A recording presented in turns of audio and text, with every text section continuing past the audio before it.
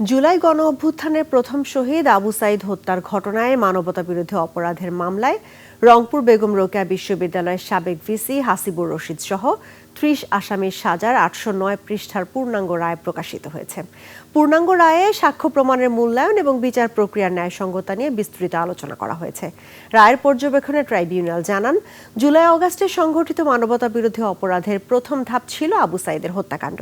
এই বিচার প্রক্রিয়া আন্তর্জাতিক মানদণ্ড অনুসরণ করে স্বচ্ছ, নিরপেক্ষ ও ন্যায়সঙ্গতভাবে পরিচালিত হয়েছে এবং রায়ের মাধ্যমে ন্যায় বিচার প্রতিষ্ঠা হবে বলে আশা প্রকাশ করেন ট্রাইব্যুনাল। গত ৯ এপ্রিল এই মামলার রায় ঘোষণা করেন আন্তর্জাতিক অপরাধ ট্রাইব্যুনাল ২ এর চেয়ারম্যান বিচারপতি নজরুল ইসলাম চৌধুরীর নেতৃত্বাধীন ৩ সদস্যের বিচারিক প্যানেল। রায়ে ২ জনকে মৃত্যুদণ্ড, ৩ জনকে যাবজ্জীবন, ৫ জনকে ১০ বছর, ৮ জনকে ৫ বছর ও ১১ জনকে ৩ বছরের কারাদণ্ড দেওয়া হয়। একই সঙ্গে একজনের হাজতবাসে সাজার মেয়াদ পূর্ণ হয়েছে বলে গণ্য করা হয়।